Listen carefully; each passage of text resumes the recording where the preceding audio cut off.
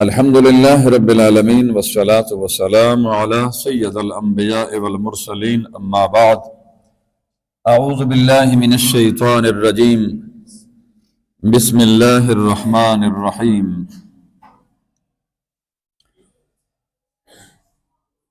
قال الله تبارك وتعالى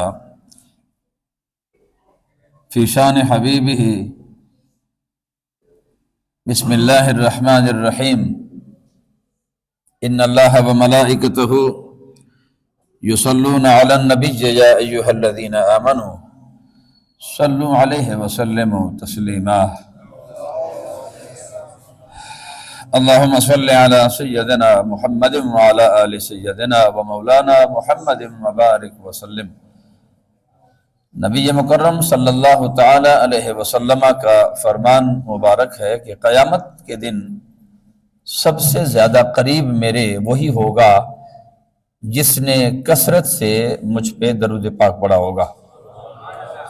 محبت کے ساتھ ایک مرتبہ پھر پڑھیے، اللہم صلی علی سیدنا محمد وعلی آل سیدنا ومولانا محمد وبارک وسلم۔ الصلاۃ والسلام علیک سیدی یا رسول اللہ، الصلاۃ والسلام علیک سیدی یا حبیب اللہ وعلی آلک وَأَصْحَابِكَ سَيِّدِي يَا شَفِيعَ الْمُذْنِبِينَ۔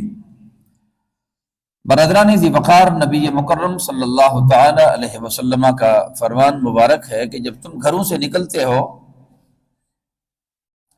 تو نیکیاں راہوں میں تمہارا انتظار کرتی ہے۔ جب تم گھر سے نکلتے ہو تو نیکیاں آپ لوگوں کے منتظر رہتی ہے۔ گھر سے جب نکلو یہ دعا کر کے نکلو۔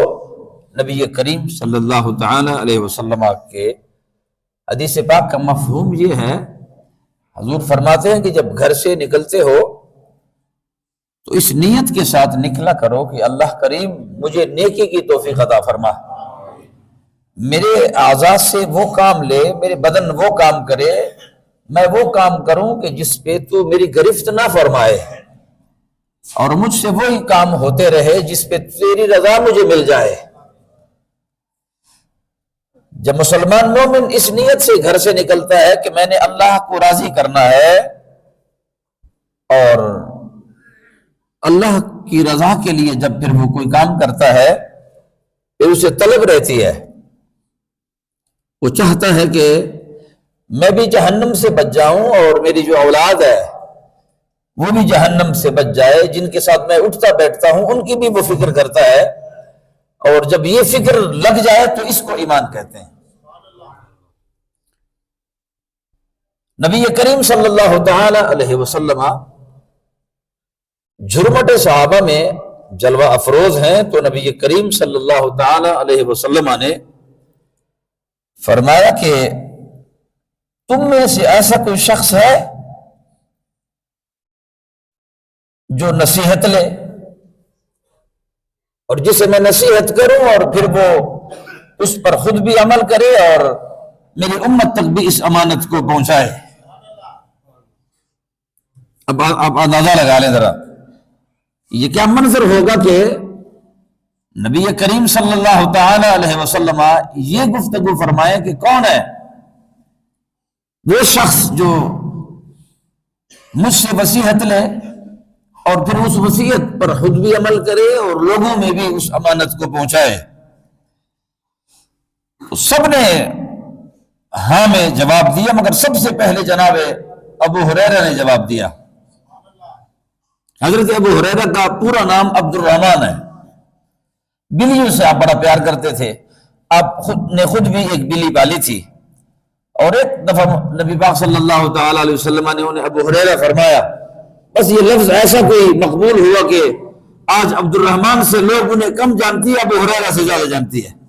یہ بس آقا کریم صلی اللہ تعالی علیہ وسلم کی بہت خوبصورت الفاظ ہیں۔ حضرات نبی کریم صلی اللہ تعالی علیہ وسلم نے جب ان کی طرف دیکھا تو انہوں نے سب سے پہلے ہاں کر دی۔ طلب کرتے ہیں نا وہ لوگ، انسان جب نیکی کی طلب کرتا ہے تو پھر وہ سوچتا نہیں، ان کا جینا مرنا، ان کا اٹھنا بیٹھنا، ان کا قول و فعل، ان کا لینا دینا، ان کا کوئی بھی جو کام ہوتا ہے وہ ہر کام میں وہ چاہتے ہیں، یہاں تک کہ ان کی دوستی بھی، ان کی دشمنی بھی، والحب للہ والبغض للہ، وہ محبت بھی کرتا ہے تو اللہ کے لیے، دوستی بھی کرتا ہے تو اللہ کے لیے، وہ کسی سے تعلق بھی رکھتا ہے تو بھی اللہ تعالیٰ کی رضا کے لیے، اور اس کی دشمنی کا جو انداز ہوتا ہے وہ بھی اللہ کی رضا کے لیے ہوتا ہے، اپنے من کے لیے کوئی نہیں ہوتا۔ اور آپ نے دیکھا کہ پھر جب کافر نے حیدر کرار کے چہرے پہ تھوکا نا تو اب ان کے سینے سے اتر گیا۔ آپ نے فرمایا کہ اب مجھے خود غصہ آیا آپ پر، چونکہ آپ نے میرے ساتھ زیادتی کی ہے اور ہم نے اپنی ذات کے لیے کبھی کوئی کام کیا نہیں ہے، اب میں آپ کو مارنا نہیں چاہتا، میں مارنا چاہ رہا تھا آپ کو مگر اس لیے کہ تو دین کا دشمن تھا، اسلام کا دشمن تھا، اور مجھے اپنے ذات کے لیے تو مجھے کبھی غصہ آیا نہیں ہے۔ اب چونکہ آپ نے تھوک لیا میرے چہرے پہ، وہ چہرہ کہ جس کو دیکھنا عبادت ہے، وہ چہرہ جس کو دیکھنا عبادت ہے، اور آپ نے اس چہرے پہ تھوک لیا ہے، لہذا میرا اب غصہ ٹھنڈا ہوا، میں تمہیں کچھ نہیں کہتا۔ اب وہ مولا علی شیر خدا کے کردار سے اتنا متاثر ہوا کہ اس نے کہا کہ اگر آپ ہر کام اللہ کی رضا کے لیے کرتے ہیں تو پھر مجھے کیوں اس اسلام کی دعوت نہیں دیتے؟ میں پھر کیوں اس اسلام کو قبول نہ کروں کہ جس کے دامن میں آپ ہیں، آپ کے ہاتھ میں جس کا جھنڈا ہے وہی اسلام کا جھنڈا مجھے بھی عطا فرمائے۔ تو مولا علی شیر خدا نے ان کو مارنے نہ چاہا مگر ان کو کلمہ پڑھا لیا رسول اللہ کا۔ تو کہنے کا مقصد یہ ہے کہ جب بندہ اللہ کی رضا کے لیے جب کوئی کام کرتا ہے، یہاں تک کہ اگر آپ بزنس کرتے ہیں، بزنس ہے، کاروبار ہے، نوکری ہے، تو وہ بھی اگر آپ یہ اس نیت سے کرتے ہیں کہ رزق حلال کمانا، ہماری کرنسی پر بھی لکھا ہے کہ رزق حلال کمانا این عبادت ہے، بس لکھا ہوا ہے، اللہ کرے لکھا ہی رہے، اور یہ صرف لکھا ہی ہے، باقی اللہ حافظ ہے۔ تو نبی کریم صلی اللہ تعالی علیہ وسلم نے فرمایا کہ ہے کوئی شخص، جب ابو ہریرہ نے ہاں کر دی تو نبی پاک علیہ الصلوۃ والسلام نے اپنا ہاتھ مبارک بڑھایا اور حضرت ابو ہریرہ کو ہاتھ سے پکڑا۔ ہاتھ سے جب پکڑا تو نبی پاک علیہ الصلوۃ والسلام نے ان کو فرمایا کہ مٹھی بند کر دیں۔ مفسرین کرام فرماتے ہیں کہ جب ابو ہریرہ نے مٹھی بند کر دی تو حضور علیہ الصلوۃ والسلام نے ایک انگلی سیدھی کر لی، پھر ان کی دوسری سیدھی کر لی، پھر تیسری، یہاں تک کہ 5 انگلیاں نبی کریم صلی اللہ تعالی علیہ وسلم نے اپنے ہاتھوں سے ابو ہریرہ کی سیدھی فرمائی۔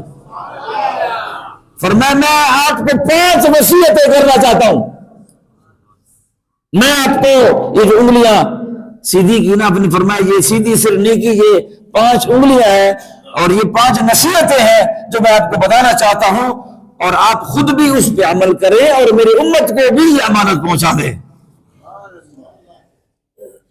تو نبی کریم صلی اللہ تعالی علیہ وسلم کی خدمت میں جناب ابو ہریرہ فرماتے ہیں، عرض کرتے ہیں یا رسول اللہ صلی اللہ تعالی وسلم حکم فرمائیں، ہاتھ جوڑ کے عرض کرتے ہیں نبی کریم صلی اللہ تعالی وسلم اب 5 نصیحتوں میں پہلی نصیحت فرماتے ہیں۔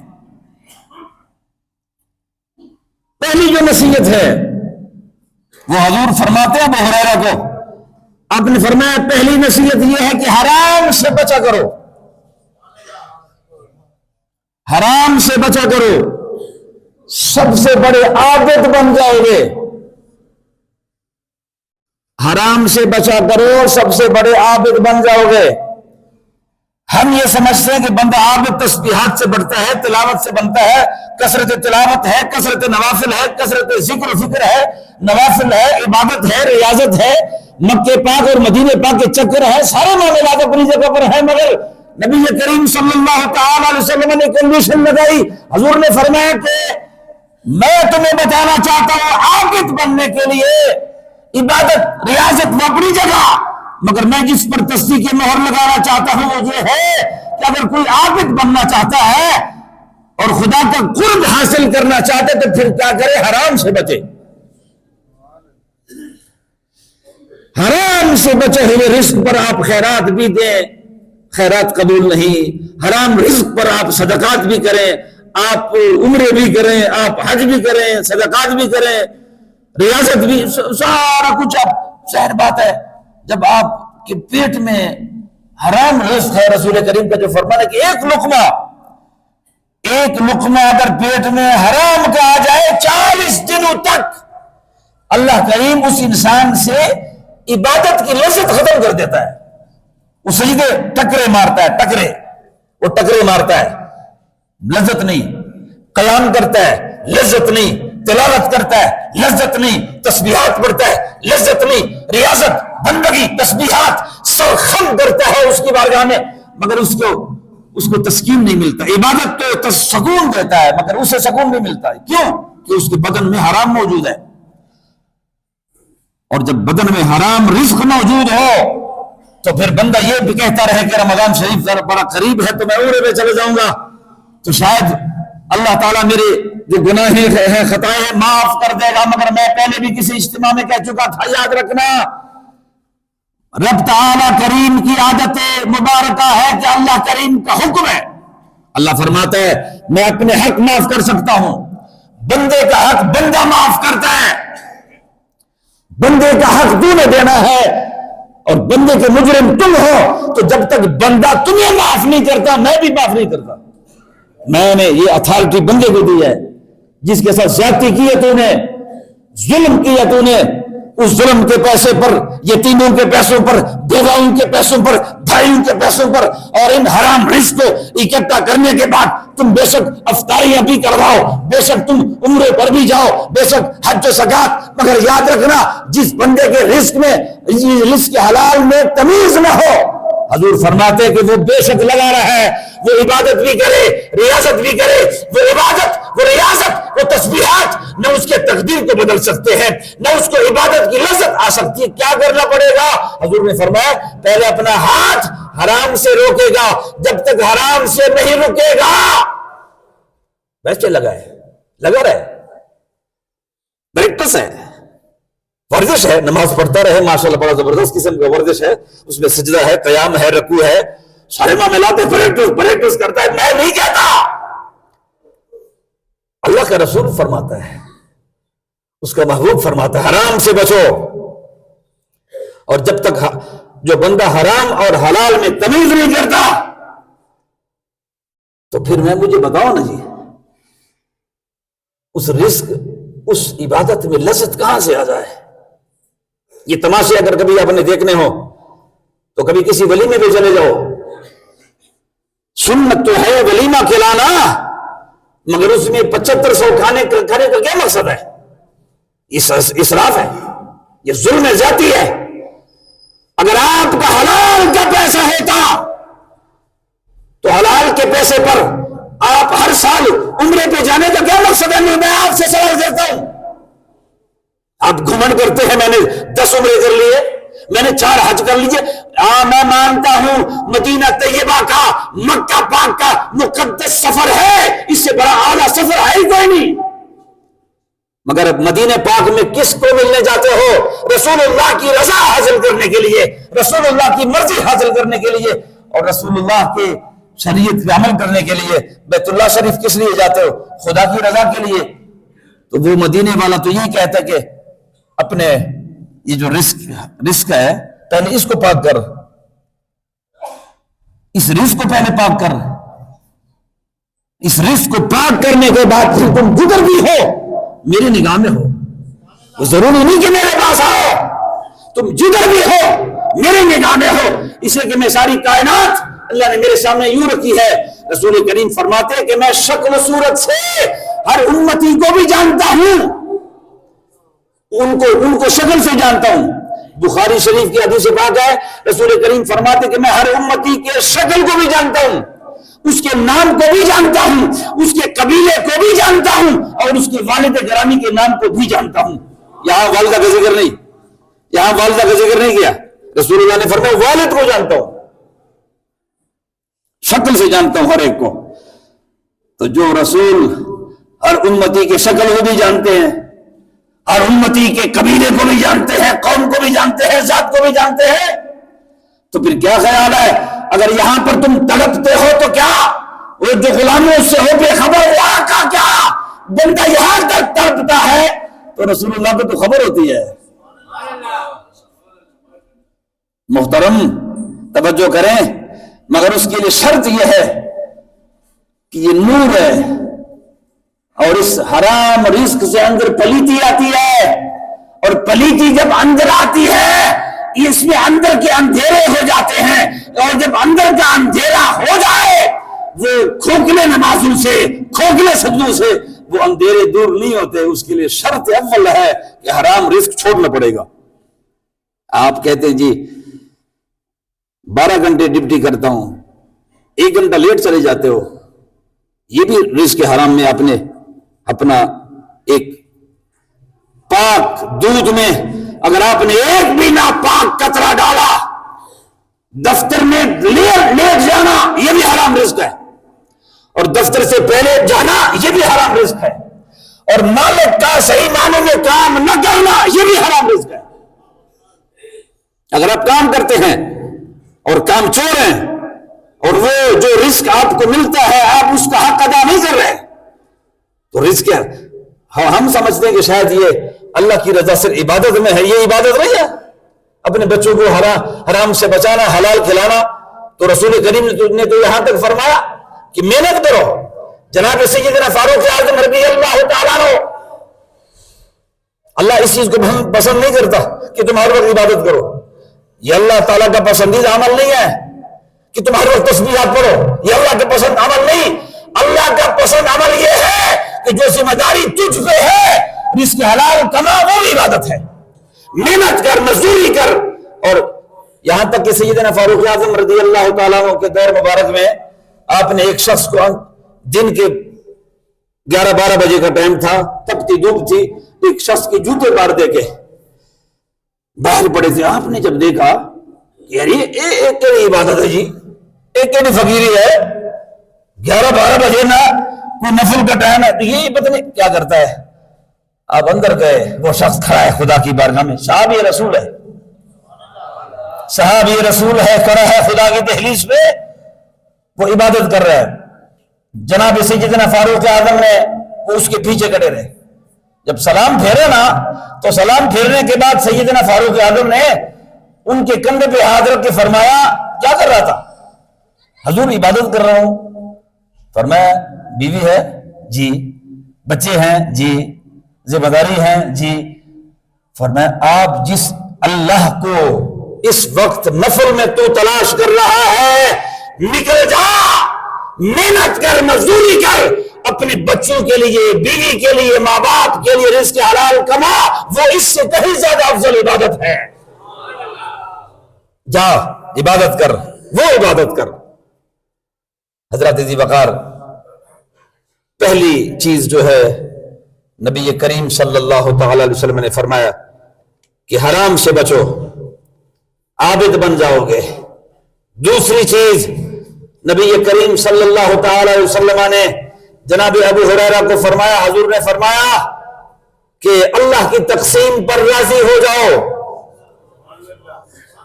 اللہ کی تقسیم پر راضی ہو جاؤ، جو اللہ نے دیا ہے اس پہ راضی ہو جا، ڈبل شفٹ نہ لگا، رزق میں برکت مانگ، کثرت نہ مانگ، برکت مانگ۔ 10 گھنٹے بھی تم کام کرتے ہو مگر اس میں اگر برکت نہیں ہے، برکت مانگ، رزق حلال میں برکت مانگ۔ وہ رزق ہو جس میں تھانے نہ ہو، کچہری نہ ہو، قتل و غارت نہ ہو، شراب نہ ہو، گناہ نہ ہو، بے حیائی نہ ہو، بے پردگی نہ ہو، اس کثرت رزق کو کیا کرو گے؟ وہ کثرت رزق جب بڑھے گا ذمہ داری بڑھے گی۔ عبد الرحمن بن عوف بڑے سیٹھ تھے رسول اللہ کی امت کے۔ حضور علیہ الصلوۃ والسلام نے فرمایا سونے کے انگوٹھے، سونے کے اینٹیں تھی ان کے گھر میں، اینٹیں۔ آپ کی وفات کے بعد ان کی جو بیویاں تھیں وہ ہاریوں سے کاٹتے، اتنے بڑے بڑے اینٹیں تھی سونے کے عبد الرحمن بن عوف کے گھر میں رضی اللہ تعالیٰ عنہ کے، سیٹھ تھے بڑے۔ حضور نے فرمایا تم عشر مبشرہ کے ہو، جنتی ہو، پکے جنتی ہو، مگر جنت میں سب سے آخر پہ آؤ گے۔ حضور وہ کیسے؟ فرمایا حساب کتاب زیادہ دینا پڑے گا نا اللہ کو، جتنا کمایا ہے اتنا آپ کو حساب کتاب، ہم پہلے آئیں گے، آؤ گے تم بھی جنت میں، مگر جتنا کمایا ہے، رزق اللہ نے تمہیں اتنا دیا ہے، اس تمام پائی پائی کا حساب وہاں دینا پڑے گا، پھر جنت میں آؤ گے۔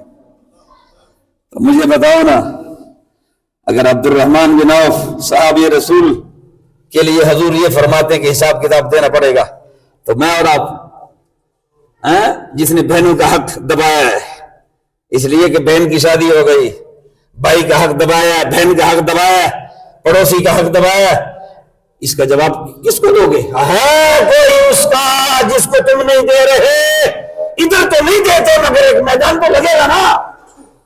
ابھی وقت ہے، توبہ کر، پلٹ جا، واپس جا اور اپنے بھولے ہوئے سبق کو پھر سے یاد کر اور پھر وہاں سے سفر شروع کر، حق والے کو حق دے، پھر توبہ کر، دیکھ وہ کیسے کرم کرتا ہے۔